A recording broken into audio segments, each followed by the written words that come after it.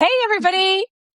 Hi, I'm Heather Vickery, and I'm here with Jessica Ann, and I'm going to let her introduce herself. And this is the official, even though this is showing up on the Radical Ease live, I don't know why that's what's happening. I got to figure that out. But this is the first official author interview for the Reading Well, which is my book focused, author writer focused publication because I fucking love books and I love writing and I love authors. And Jessica has a book out Yes. that's so good called Woven in Time. And I'm excited to talk about it. But Jessica, why don't you go ahead and introduce yourself right now? Thank you. But yes, everybody has that foundation. Yeah. Yes. So thank you for having me. My name is Jessica Ann, and I am an author. I just published my first book, Woven in Time, in December this past year. And I've been writing on Substack, though, for about a little over a year now. And really, it's been about my publishing journey, but not just the ins and outs of actually like writing and publishing, but a lot of it has been my creative, my spiritual, my, Yeah. all the emotional journey that you also go on as an author, writing and publishing a book. And so my Substack publication is called Wildest Dreams. Um, I love that. I love it. Well, so it fits just fine on Radical Ease, even though it's book centered, because that's, at the core of the work that I do is about going through that self journey to get to the things that you most desire and what that looks like. And I have to hold on a second because I just saw that Casey Marie joined. And what I need to know, because I can't see because my 51-year-old eyes won't let me close enough. Casey, if you're here, are you the Casey Marie that was on the Brave Files many, many, many, many years ago? And I'm hoping that you are. And the reason that I'm so excited about this is such a random story, and I haven't talked to Casey in years. That's my old podcast. She is the reason that I a- am even here to have the Reading Well, to be oh, reading. After I had Casey on my podcast, she invited me to do a 12 books in 12 months challenge. oh, okay. And this was in 28, 2018, I think. Mhm. And I was knee deep in little kids and running a business. And I was like, I can't read 12 pages a year. How do you want me to Yeah. read 12 books? You want me to read a book a month? Like, I can't do that. No, hard pass. And then right after that, I saw Barack Obama come out with his favorite 50 books of the year. And I was like, well, shit. If Barack Obama can read 50 books, then I could probably read 12. So I agreed to do it. And then I was like, I missed reading. I had been a reader. I have an English degree. I have a creative writing degree. Like, I have this foundation, but life just got really busy.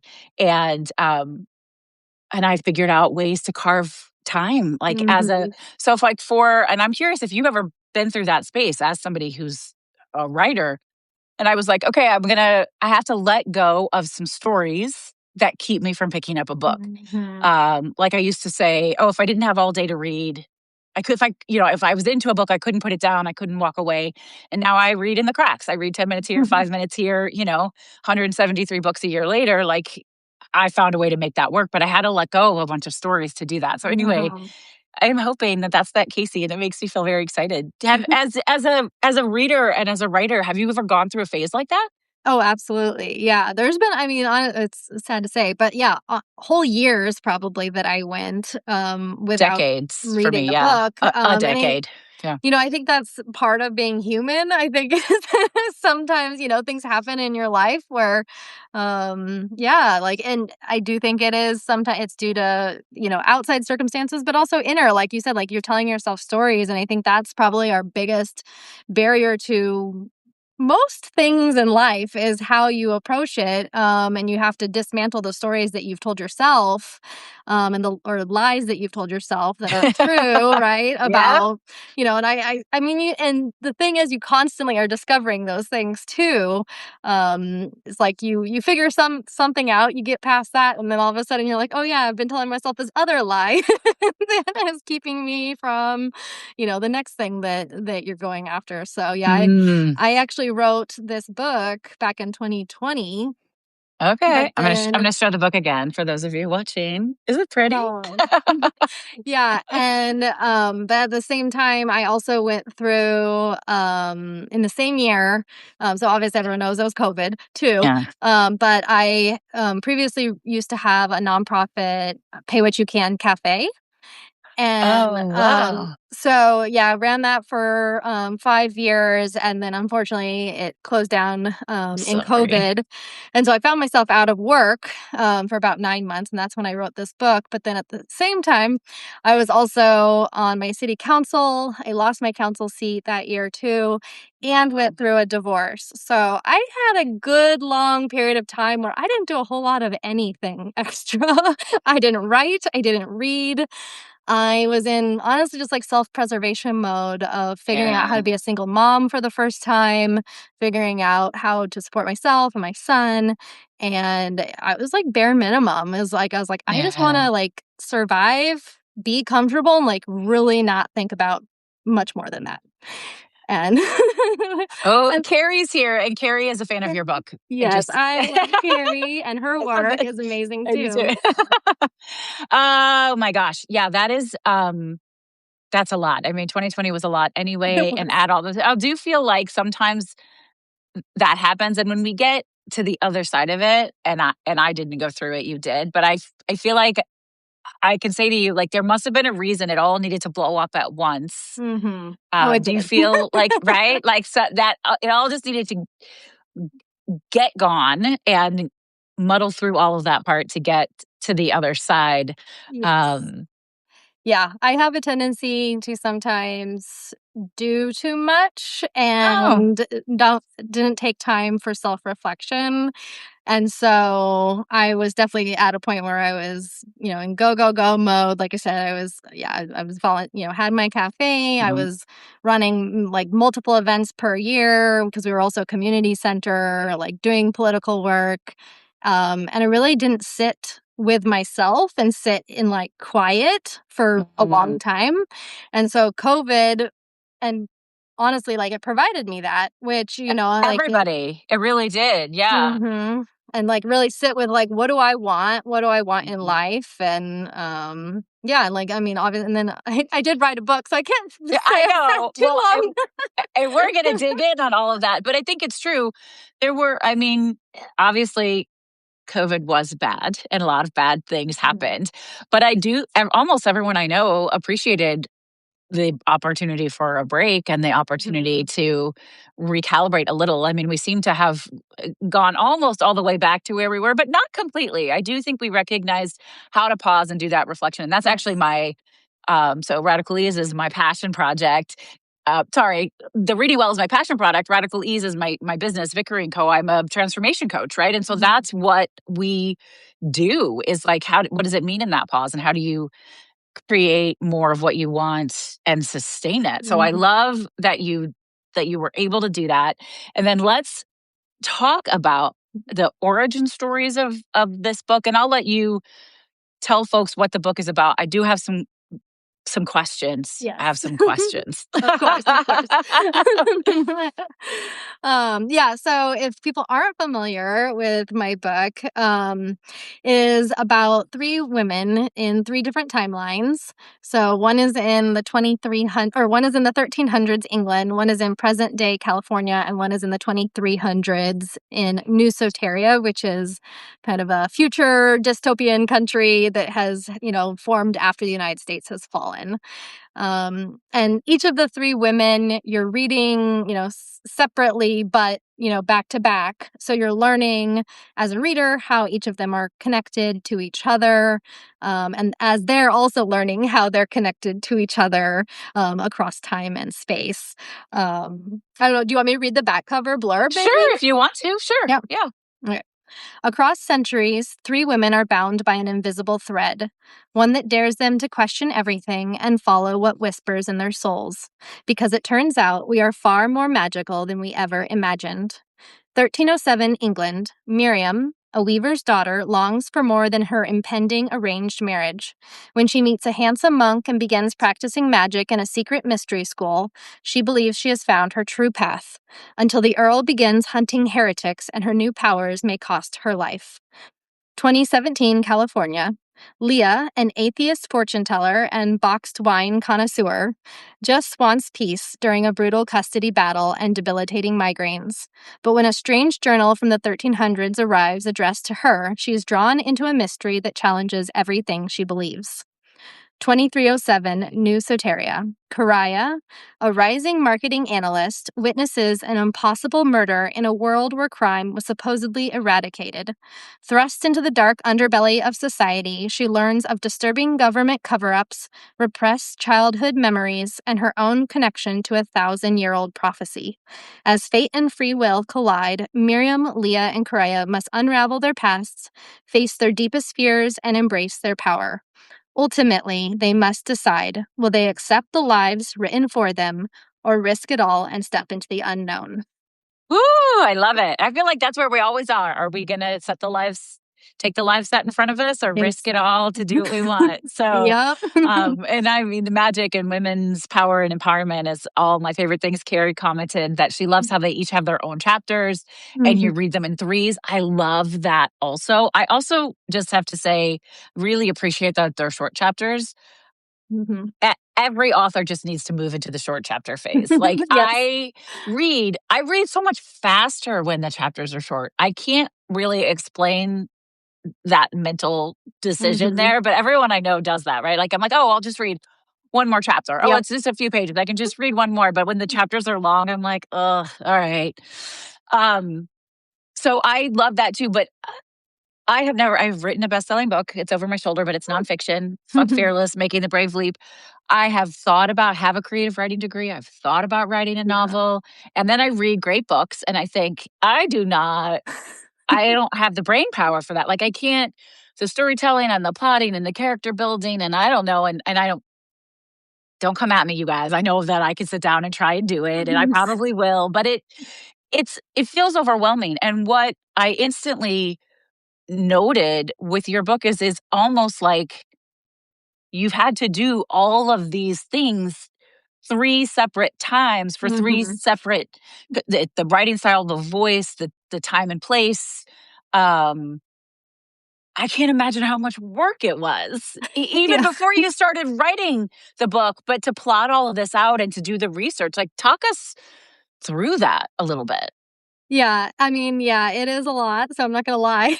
There wasn't a lot of planning and a lot of I have, like, a giant bulletin board with, like, sticky notes, and I don't know how many times, like so the way, I learn and process information so, like, I write on I type on a computer is when I'm actually writing the book, but when I'm in brainstorming and planning mode, I am writing with pen and paper, and so I don't know how many timelines I continuously, like, write out, like, it just helps me, like, flesh out the thoughts, but I would say the most difficult part with the 3 different stories is, and I will answer Carrie's question in just a second,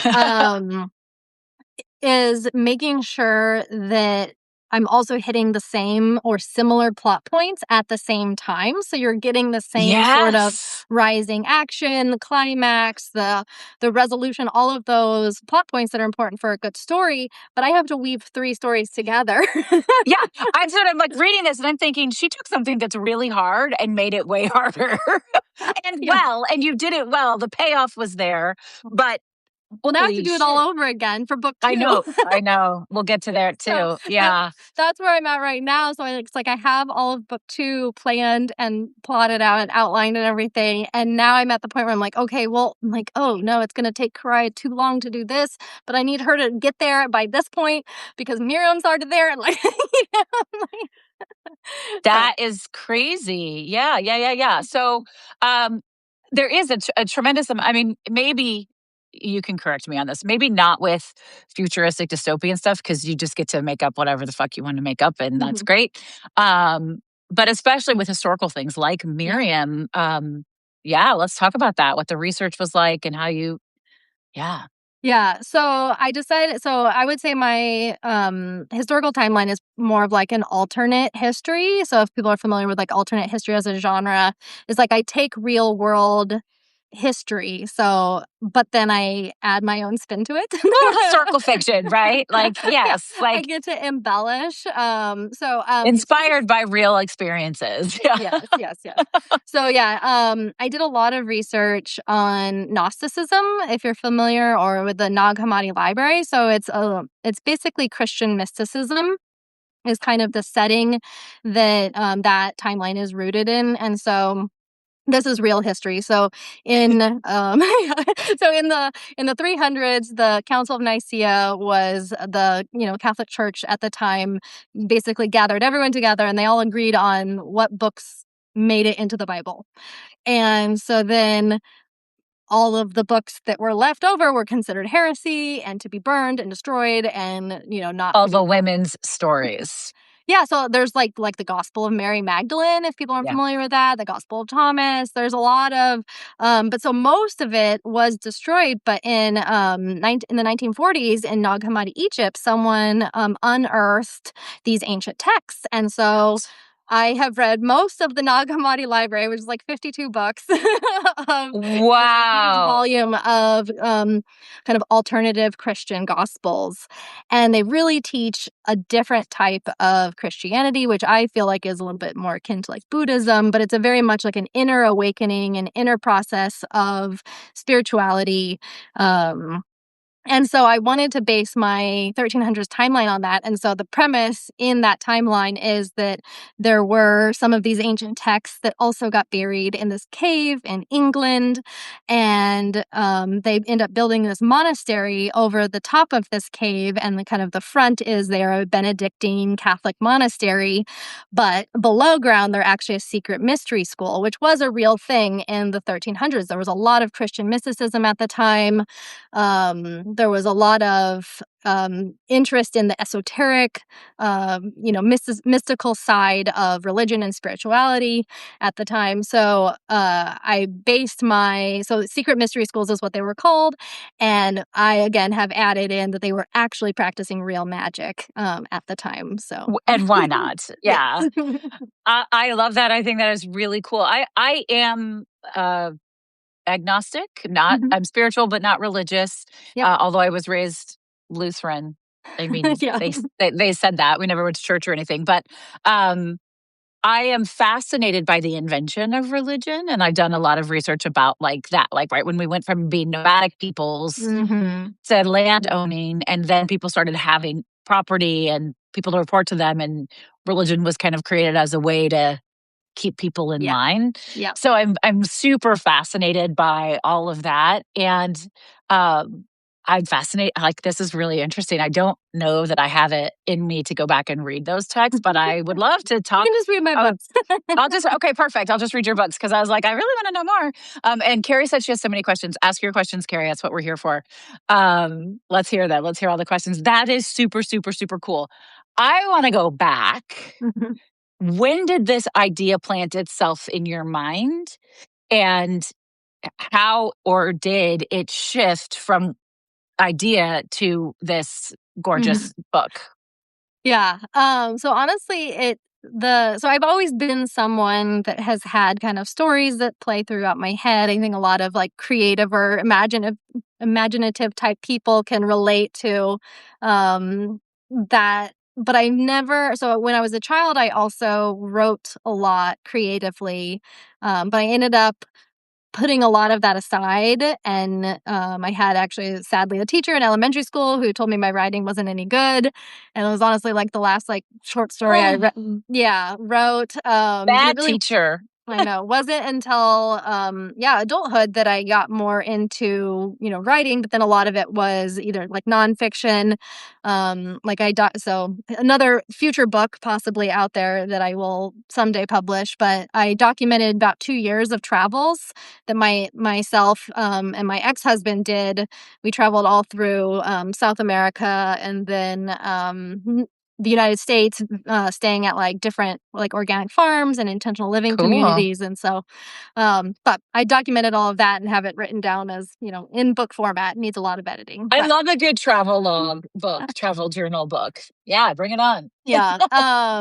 But so yeah, I wasn't really prepared for like this story to stick. It was just something that scenes started playing kind of like a movie in my head.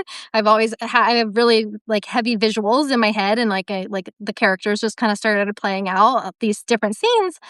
And I thought, well, it'll just go away at some point, and then they really weren't going What away. going away? And so these characters started becoming like more clear, and I was like, oh, I should probably write some of these down. But again, they're almost like play out of order. And so it was almost like a big puzzle of figuring out, how do these scenes make sense? How do these characters make sense together? And that's when I started plotting it out. And then to answer Carrie's last question, did I plan to have it be 3 books? Was yeah. So I had all 3 books planned out in 2020. And I Wow. quickly realized this is way too long to be one single book, and that I was going to have to break it up into 3 books. And so yeah, so I have books 2. Obviously, I'm working on book 2 now. I also know the plot of book 3 as well. So I have kind of everything planned out. It's just, um, yeah, getting, like you said, the hard part of like actually making it make sense, in terms of ordering and plot points. And I slowly kind of expand my writing. So I had all like, my little sticky notes, which then became like like summaries of chapters, which then led to the actual, writing of it. Yeah, I mean, Carrie's comment is so sweet that you guys did a live now, and you were just talking about it. And I remember, again, my old podcast, The Brave Files. I had a woman on. She was a German magician and hypnotist, which Ooh. already felt Yeah. strange, right? That's Like, fun. all of these things are interesting together.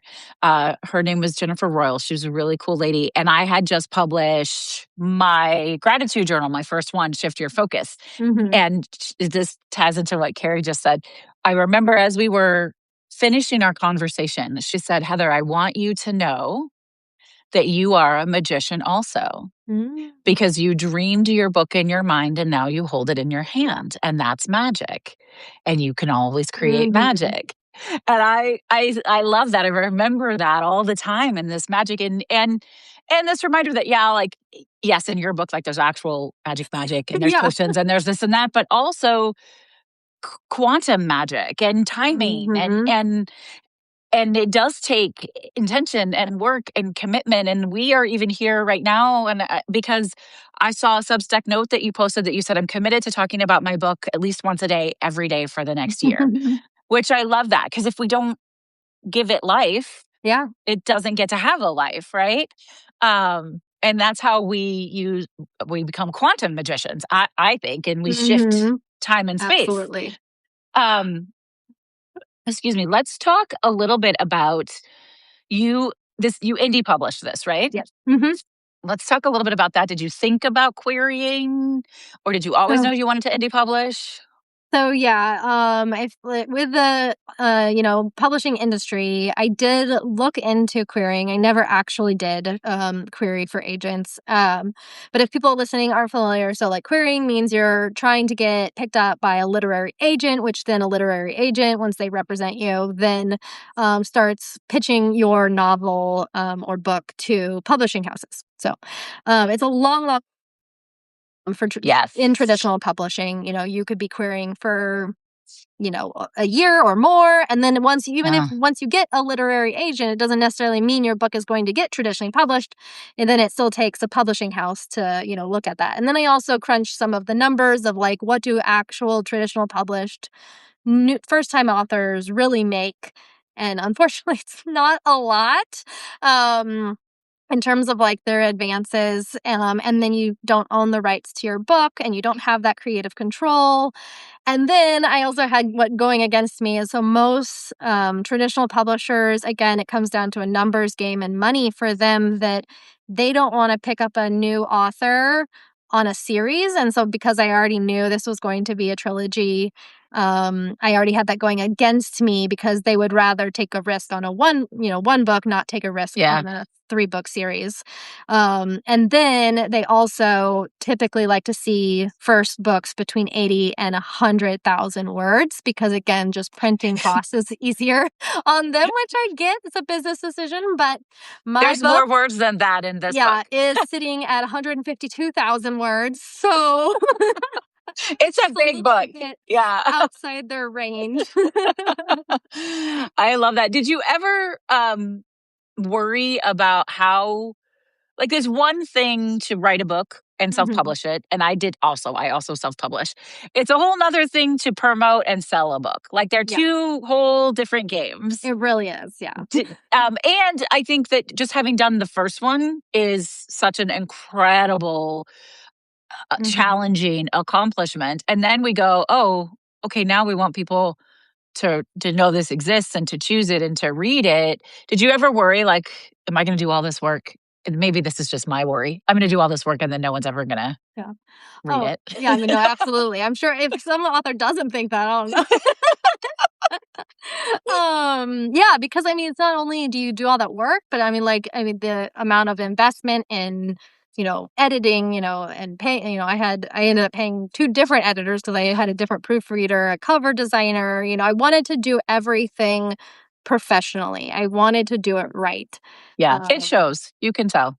And I and sound like an asshole, well, but thank not you. every indie book can you can tell when Yes, people you can. do put that effort and money into it and when people don't. Yeah, and I'll Yeah. be honest, I didn't want my book to look like an indie book. Like, I know we're No, reading like, I but I that's get that. yeah. I wanted it to look like a real book. It looks like a book that you'd see on any bookstore shelf. Yeah.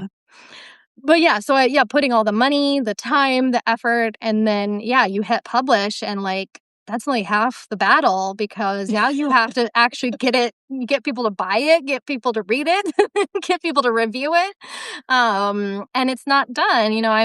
I'm sitting at like 2 months in to my publishing journey, and it is hard. I can tell you some stats right now because I literally just I calculated would them. love to hear some stats. Yeah. So, um, put this in. So I have, to give you perspective, I have my book available through Amazon. I have my book available through Ingram Spark, which is Ingram is a wholesale distributor. So they distribute their book out to potentially 45,000 bookstores worldwide. If it And gets then picked up. Yeah. yeah, it doesn't mean that it's sitting in those bookstores. It just means that it's available to them. So, like, you could, if you're in, Carrie's in the UK, she can go to Waterstones and to their website, and my book is on their website because it's through Ingram. And so you can order it and then pick it up locally around the world. And then I also have my book available through my website directly through me. So I have like an online store, and then the order gets sent to a printer or shipper who then prints the book, ships the book for me. And I don't that have to is do Ingram anything. Spark, right? You did it. No, no, so I actually do No. that through Book Vault. Oh, well, let's talk There's about. I Yeah. didn't know that Ingram Spark would do the distribution if they didn't also do the printing. No, so Ingram does do printing, but I know. they only do printing for, like, I just have it through their catalog for, bookstores and stuff. So my direct orders don't go through Ingram. Gotcha. So it's a different printer for your Yeah, direct orders. yeah, Gotcha. And can you get the book on bookshop.org? yes. Mhm, Okay. So it'll be in the Reading Wells bookstore mhm. for bookshop.org, just for those of you There you who are go. following along that journey. Unless you want to buy it directly. I put Jessica through hell because I was like, I need to get a copy before I have you on, and I won't use Amazon, and I really want it signed. And you didn't have any of that set up, and I'm sorry I tortured you. No, it's okay. It made me get it set up though too, because now I have I have a business Venmo account, and I can even like now take tap cards. I didn't even know Venmo had that option. Like in person, Oh. people Oh, can that's nice yeah. because now in person, see, so I have my own signed copy that reminds me to not forget that I'm magical, which I love. Okay. All right. So all of these distribution sites. Mhm. Um, all right. So go ahead. Keep Okay, going. yeah. I'm trying to remember what the original question was. Your stats. You were going to share your Oh, yeah, stats, yeah, and it's yeah. only been a couple months. So Yeah. So between all of those, oh, thank you, Carrie. There's the direct link. Um, so yeah, between all of everything, I have sold 174 books to it's date. pretty good. And I calculated what I've made net profit. So not gross. So not I'm taking out, the cost of the books, the Because printing, it's, shipping, all of for that. those who don't know, indie publishing is not cheap. It's No. really expensive. No, I mean, and that's like some people kind of balk at like my price point. My book is $23.99, but it costs me through direct shipping. So like it is, yeah, Amazon, it costs around $7 for their printing.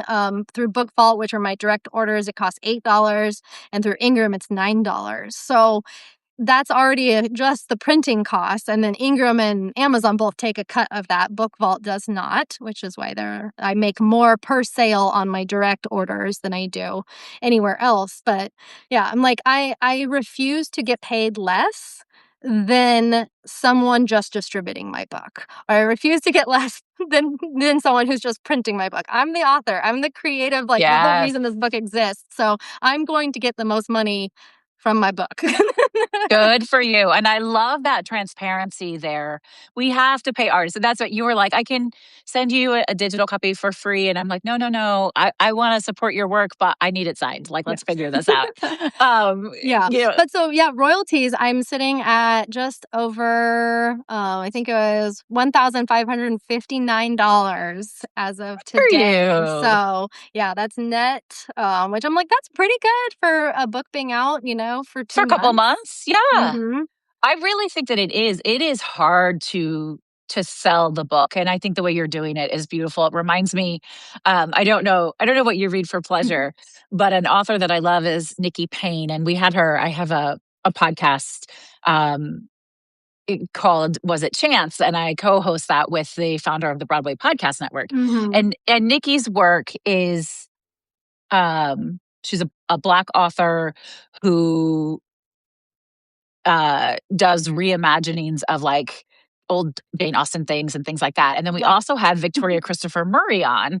And she's actually the one I meant to mention. So I don't know if you know her. She does historical fiction and Mm-hmm. all of that. And she started as an indie author and was like guerrilla marketing.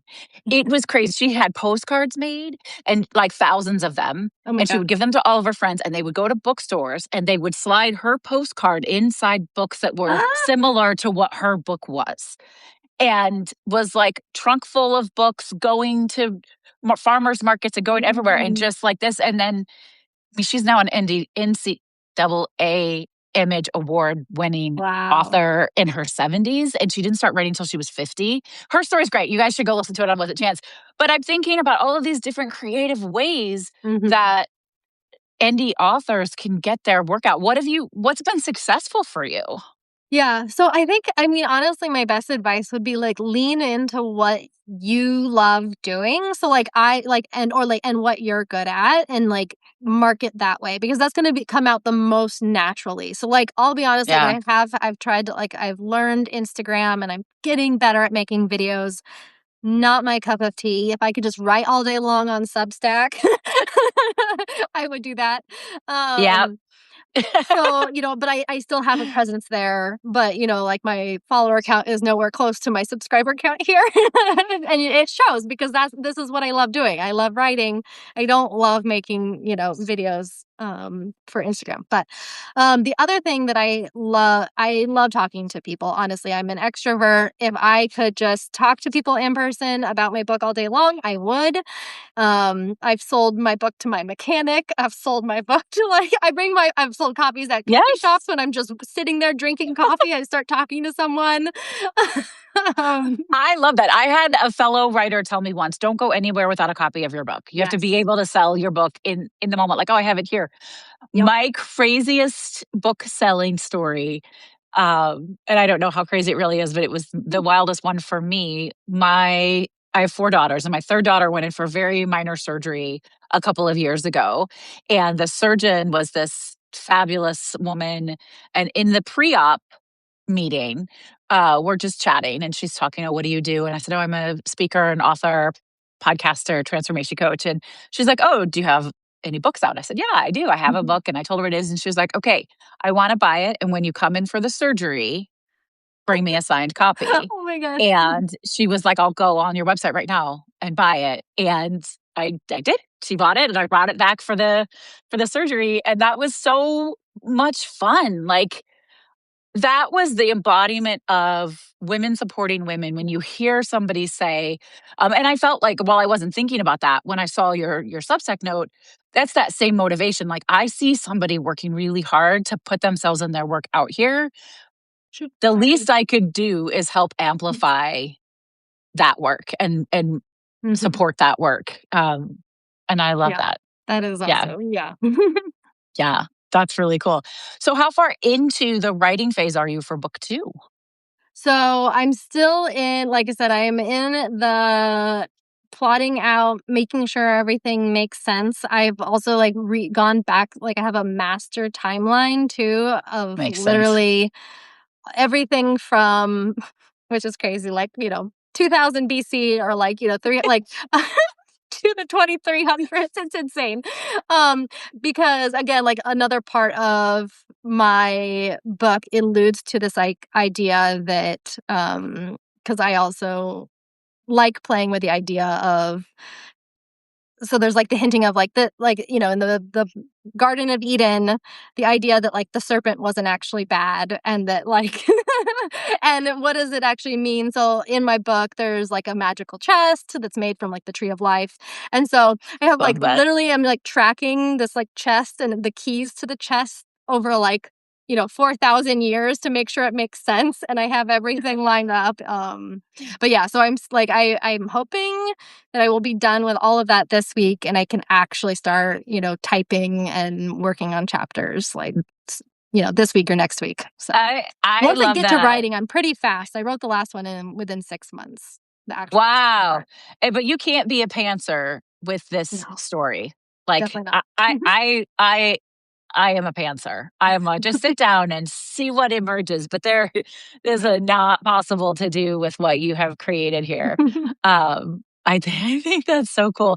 One other question I have is once you get to the writing point, hmm how do you write? Like what is your routine for hmm getting these words on the page? Yeah. That's a good question because I think I had this story for a long time that told myself I need like literally a whole day of writing or I Mm, can't write at all. yeah, which is But exhausting. The thought of that would make me never start. So I'm yeah, glad you well, let that go. I love huge chunks of time, but I realize like I'm not gonna be able to do that. I have to make money in other ways. I have to, I have like, yeah. So I'm gonna, I had to figure out how to, fit in an hour here, 2 hours there, like, and be able to, because for me, it's so much of getting into a certain like mindset and that creative process to be able to write that I have to be able to like sink into that space faster than normal. I do have like a sound like a certain music that I play that Oh, kind of I like love puts that. me into that headspace. But also for me, I realize I write my best and I am most creative between the hours of 5 to 7 a.m. So it's honestly getting up early and before, the Yeah. rest of the workday starts and carving out that time. It's like the witching hour. It's like magical. Yeah, I love it. Well, it's a little bit trial and error. The book that I published, I did through um, NaNoWriMo, which is National Novel Mhm. Writing Month, which is in November, which in the United States, I just think that's dumb because it's really hard to It's write a horrible 50,000 yeah. words in November.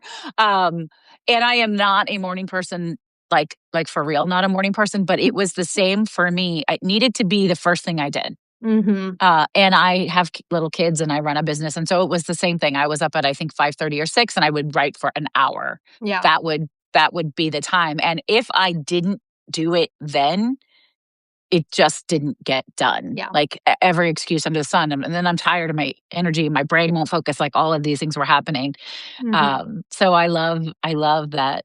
that you know that. And it is, it's trial and error, figuring out what kind of system is going to work for you. Yeah, and everybody's gonna be a little bit different, but, like, I'm also part of a few different writing groups, like, in person, but they're always at, like, 6 p.m., and I'm like, "My brain is, like, checked out by 6 For real. Yeah. I can do social media work, in the evenings, but, yeah, creative writing, Uh-uh. it's a tough one for me in the evenings.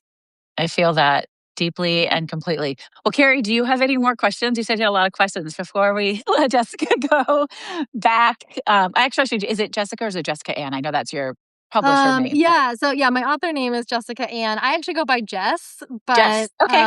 yeah, Jess Ann just didn't sound as good. No, that makes sense. So before we send Jess back into the world of, um, you know, time travel and all of that cool stuff. Oh, I did want to ask. I guess I have another Yeah. question. Yeah. I am touch and go with dystopian kind of Mhm. stuff, mostly because it just feels sad and possible. And Yeah. reading um, Karya's story, and I was glad you said it because I couldn't figure out how that was sounded. I Yeah, was trying to sound it Karaya. out. Yeah. Karaya. See, I couldn't. I was Mhm. like, how? What is this name? I couldn't. I wasn't sure. Um, I'm reading it, and I'm like, ah, man, like this could be real. this could be Yeah. like this could be like 10 years from now. I think. It's yeah. Yeah, when I the fact that, like, yeah, has even happened in the 5 years, since I wrote the book, I'm like, "Oh, we're getting a lot closer to corporatocracy," which so people Big yeah, in time. my future world, instead of electing, an individual for a country, people elect a corporation, and, the CEO of the corporation becomes the president of the country, and so but yeah, we're getting a little too close to that Yeah. in real life. Yeah. And so what is that creation process like for you? Like you've got Miriam and that's history and Mhm. you can be inventive, but you're basing that on something and current time is current time.